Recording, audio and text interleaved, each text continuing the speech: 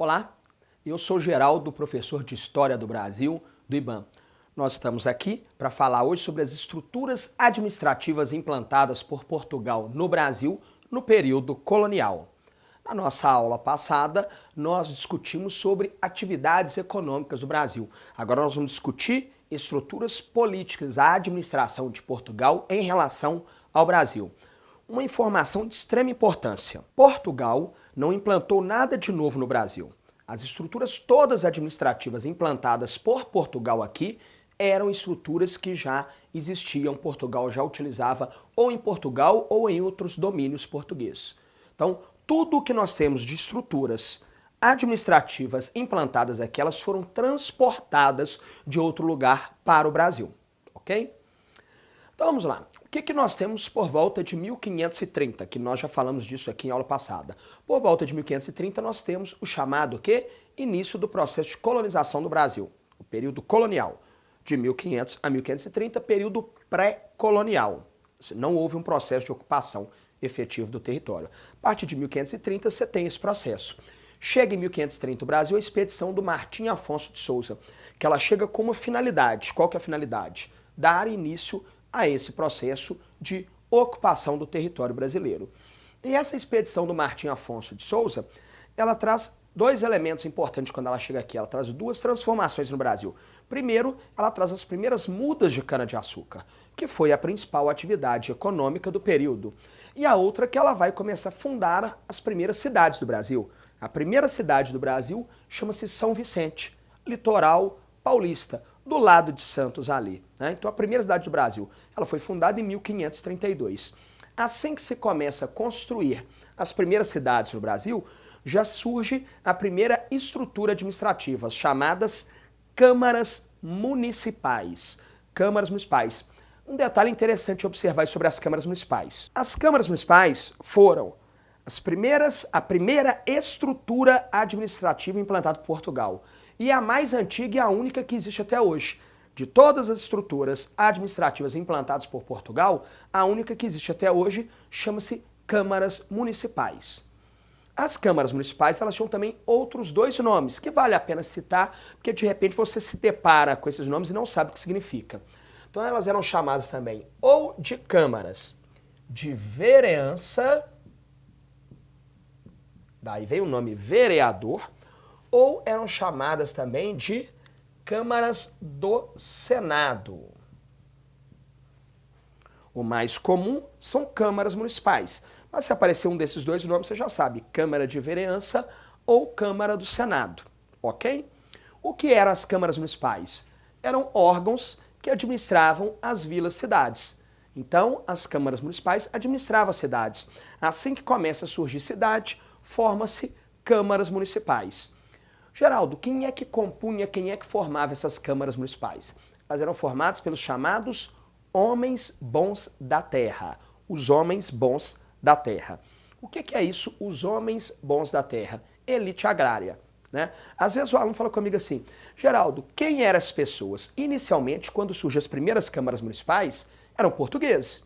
Né? Os primeiros proprietários de terra, que são os portugueses que estão vindo para aqui, né? Que vão se tornar proprietário. Mas ao longo do tempo, esse português tem um filho aqui, então a pessoa nascida aqui vai herdar as terras do pai. Então chega uma hora que a gente pensa assim, período colonial, quem que forma as câmaras municipais? Os homens bons da terra, elite agrária e uma elite agrária nascida aqui. É muito importante pensar isso, porque as câmaras municipais, elas representam o poder político local.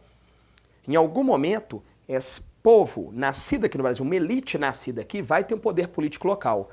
Com o decorrer do tempo, nós estamos falando de tempo, é 200, 300 anos, esses indivíduos vão requerer, vão desejar ter um poder maior e Portugal não deixa. Qual vai ser a solução? Independência, ou seja, mais para frente nós estudaremos isso, mas quando você tem o processo de independência do Brasil, apesar do grande vulto histórico ser o Dom Pedro I, mas nós vamos ver que na verdade existia toda uma elite agrária proprietária de terra interessada naquilo por trás do Dom Pedro I. A gente vai estudar isso. Então aqui nós já estamos conhecendo essa elite agrária que um dia vai fazer a independência do Brasil, tá ok? Então, formado pelos homens bons.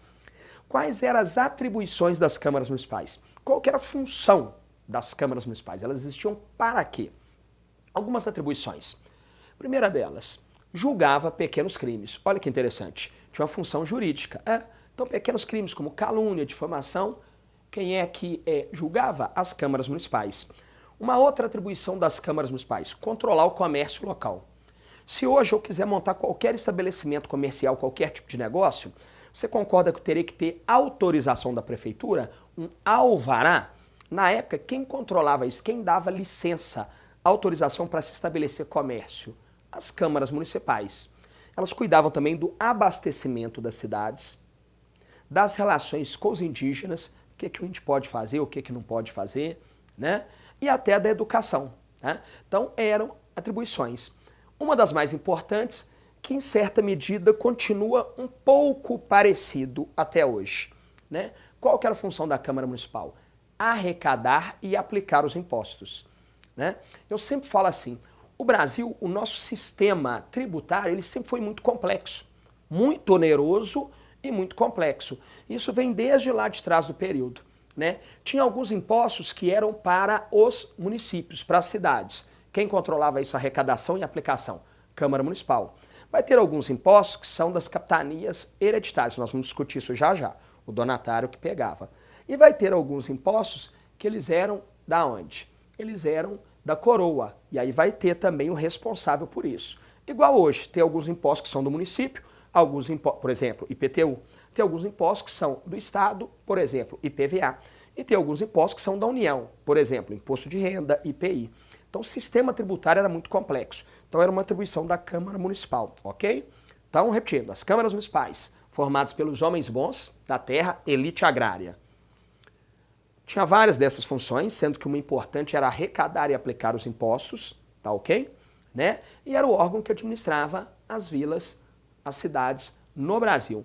Então, logo que começa o processo de ocupação, de povoamento, começa a surgir as primeiras vilas e cidades, já começa a surgir as primeiras, o quê? Câmaras municipais. Só que esse processo de ocupação do território brasileiro, ele é um processo lento, ele é gradativo. Né? Não tinha muita gente interessada em Portugal em vir para aqui. Você tem que imaginar que o Brasil era mato, índio que comia gente, selva, mosquito, onça. Quem está bem em Portugal não quer vir para aqui, não quer sair de lá, primeiro mundo, a visão deles, e vir para o Brasil, né? Então, Portugal foi criando mecanismos para tornar mais eficiente, mais rápido e mais efetivo esse processo de ocupação do território brasileiro.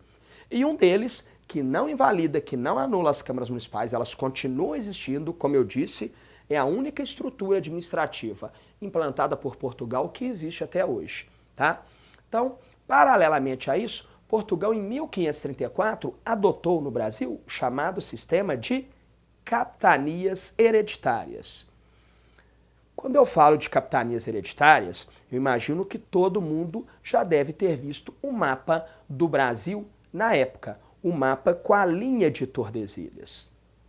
Então, o sistema de capitanias hereditárias é isso. Nós temos aqui, né, a linha de Tordesilhas, Tratado de Tordesilhas, um tratado que dividia a América entre um lado português e um lado espanhol. Ou seja, o restante todo da América era da Espanha, inclusive essa grande parte do Brasil. Só essa ponta aqui pertencia a Portugal. Portugal dividiu o Brasil em faixas de terras. Como foram chamadas essas faixas de terras? Capitanias hereditárias. Então o Brasil foi dividido em faixas de terras, chamadas de capitanias hereditárias. Cada uma dessas faixas foi entregue a uma pessoa, que era chamado de capitão donatário ou simplesmente o quê? Donatário. Então a pessoa que recebia essa faixa de terra era chamada de capitão donatário ou donatário. O donatário, vamos usar esse termo para simplificar, o donatário, quando ele recebia a capitania, ele recebia junto dois documentos. Um era a carta de doação. O que é a carta de doação? A carta de doação é o documento que garantia a posse da terra ao donatário. É interessante pensar isso, né? Apesar de nós falarmos que é capitania hereditária, nós falarmos carta de doação, você não pode pensar que o donatário é dono dessa capitania inteira. Porque se nós pensarmos isso, inicialmente eram 15 capitanias e 12 donatários. Ou seja, tinha donatário que tinha mais de um lote de terra, mais de uma capitania. Se nós pensarmos que ele é o dono, o Brasil deixou de ser de Portugal, vocês concordam comigo? Ele passou a ser de 12 pessoas, vocês entenderam? Então, né, ele tem a posse da terra. Eu acho essa palavra muito importante. A carta de doação garantia a posse da terra ao donatário. Junto com a carta de doação, ele recebia também o foral. O foral é interessante. Por quê? Porque o foral é o documento que trata dos direitos e deveres dos donatários. Né? Portugal está entregando para ele ter, mas se você tem direitos, você tem deveres. Eu gosto de falar os deveres, né, resumindo em 3 palavrinhas. Eu acho que 3 palavras resumem quais eram os deveres dos donatários. Era dever dele povoar. Portugal precisa que haja o povoamento desse território para não perder. Da mesma forma que nós vamos estudar ainda o processo de expansão territorial. Os brasileiros foram ocupando um território que era da Espanha e depois a Espanha perdeu isso. Então, existia visitações estrangeiras. Principalmente os franceses vinham ao litoral brasileiro. Então Portugal precisava efetivar o processo de ocupação para garantir o domínio sobre o Brasil. Então era um dos deveres dos donatários, povoar. Outro dever dele, proteger, justamente evitar que houvesse invasão. E outro dever dele, explorar economicamente. Nós já discutimos em aula passada, nós dissemos que a lógica da ocupação, né, do povoamento, da relação de Portugal com o Brasil é uma lógica mercantilista. A visão é, a colônia existe para ser explorada. A colônia existe para dar o quê? Lucros para a metrópole. Então precisava desenvolver atividades, explorar economicamente para Portugal ganhar em cima disso. Então, basicamente, essas 3 deveres, basicamente. Quais eram os direitos dos donatários? Interessante isso. Ele tinha direito, por exemplo, de cobrar impostos. Né? Tinha alguns impostos que eram para a capitania. Quem cobrava? Ele. Ele tinha direito, por exemplo, de escravizar os índios. Como eu disse para vocês, não tinha muita gente em Portugal para vir para aqui. Não tem porque a população de Portugal não era tão grande. Não tem porque não havia interesse. Então, como que você vai desenvolver atividades econômicas aqui sem usar o trabalho que? Escravo. Não tinha como, né? Então, era direito dele escravizar os índios. Tranquilo? Outro direito dele, ministrar justiça. Não tinham órgãos de justiça aqui ainda. Vai surgir. O governo geral, que é outra coisa. Mas por enquanto não. Então, quem aplicava as leis? O capitão donatário. Claro que ele não pode sair criando leis que são contrárias às leis portuguesas, né, gente? O Brasil ainda é de Portugal. Quem domina o Brasil é Portugal, tá ok? Era a função dele. E uma função muito interessante dele, doar, olha só, sesmarias. Doar sesmarias. As alunos brincam comigo e falam assim, professor, você escreveu errado, faltou um i, sesmarias. Não, é sesmarias mesmo. O que eram sesmarias? Lotes de terra. Eu preciso ocupar esse território, eu tenho que trazer gente para aqui. Como eu disse, não tinha muita gente motivada em Portugal. Então nós vamos doar terras. Para as pessoas que vierem, vamos dar lotes de terra para que ela possa vir e viver aqui, para que ela possa produzir aqui, entendeu? Tinha regras, tamanho, né? Ele não pode doar para ele mesmo, ele tinha já um lote dele.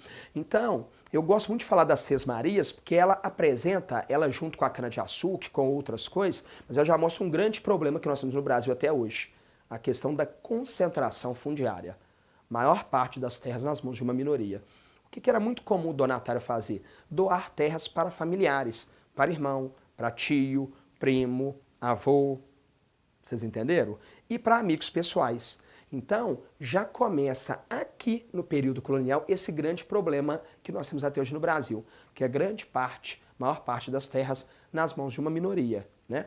O Brasil é um dos países, segundo a ONU, com maior concentração fundiária do planeta.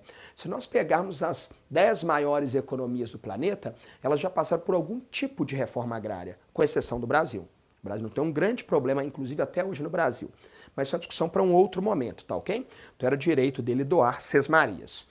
Aí nós perguntamos, o processo, né, de efetivação, esse processo de ocupar o território brasileiro, de proteger, ele funcionou perfeitamente com o sistema de capitanias hereditárias? Não. Ele foi um completo fracasso? Também não, né? Eu gosto de falar isso. Preste atenção a essa informação que eu acho muito importante. Sistema de capitanias hereditárias representou o início da colonização do Brasil, feita por particulares. É muito importante isso. Portugal está transferindo para terceiros, para particulares, a missão de quê? Ocupar o território brasileiro. Então o sistema de capitanias hereditárias deu certo? Em certa medida, sim. Começou um processo de ocupação do território brasileiro, de exploração, né, de proteção. Tá? Duas capitanias prosperaram, capitania de São Vicente e a de Pernambuco. Não é difícil entender o porquê. São Vicente foi a primeira povoada, primeiro núcleo de povoamento do Brasil. E Pernambuco, porque é a principal região produtora de açúcar do Brasil. A principal atividade econômica no período colonial, cana-de-açúcar. Então Pernambuco deu muito certo. Claro, tem outro detalhe, além de que os dois donatários dessas duas capitanias, eles eram muito eficientes, eram bons administradores, bons gestores. No caso de São Vicente, o Martim Afonso de Souza. No caso de Pernambuco, o Duarte Coelho. Então, dois bons gestores administradores. Então, essas duas capitanias deram certo, São Vicente e Pernambuco. Mas o sistema de capitanias hereditárias vai enfrentar alguns problemas. Tá? Quais são os problemas que esse sistema vai enfrentar? Grandes extensões de terra. Como eu disse, todas as estruturas administrativas que Portugal implantou aqui no Brasil eram estruturas que Portugal já tinha adotado em outros lugares. Sistema de capitanias hereditárias, Portugal já tinha adotado esse sistema em ilhas do Atlântico, Açores, Madeira, Cabo Verde, que eram domínio português. Só que são ilhas pequenininhas, então lá funcionou a divisão assim. No Brasil eram grandes extensões de terra, então ficava muito difícil você ocupar essas grandes extensões de terra, né? Ficava muito difícil você proteger essas grandes extensões de terra, ficava difícil você explorar essas grandes extensões de terra. Então foi um problema enfrentado pelo sistema de capitanias hereditárias. Um outro problema é o abandono. Porque qual foi o acordo de Portugal? Olha, vocês, particulares, tem que lembrar isso, são particulares, vocês vão levantar algum dinheiro, um capital e ir lá para o Brasil. Depois eu coloco o dinheiro, eu vou ajudar vocês. Portugal fez essa promessa. Muitas pessoas não conseguiram levantar recursos para vir para aqui e algumas outras simplesmente falaram assim, não vou levantar recursos, não vou injetar dinheiro meu. Quando Portugal começar a colocar dinheiro, eu vou para lá. E algumas simplesmente se desinteressaram em vir para aqui. Então houve o abandono de várias capitanias. O donatário não veio para aqui, ele nem chegou a vir aqui. Alguns vieram e fracassaram, não deram certo, quebraram. Alguns nem chegaram a vir, então houve o abandono, foi um problema enfrentado também. Um outro problema, falta de recurso, justamente recurso financeiro. Né? A pessoa tinha que levantar recursos, tinha que por conta própria levantar algum capital para investir aqui. E eu gosto de falar que a falta de recursos não era só financeiro, humano também. Como eu disse, no caso do Martim Afonso de Souza e do Duarte Coelho, eles eram bons administradores. Mas o critério de Portugal para escolher o donatário não era esse critério de competência administrativa. Eram amiguinhos do rei, pessoas que estavam quebradas, semifalidas. Então era uma forma das pessoas se reerguer, arrumar algum dinheiro, investir no Brasil e tentar se reerguer economicamente.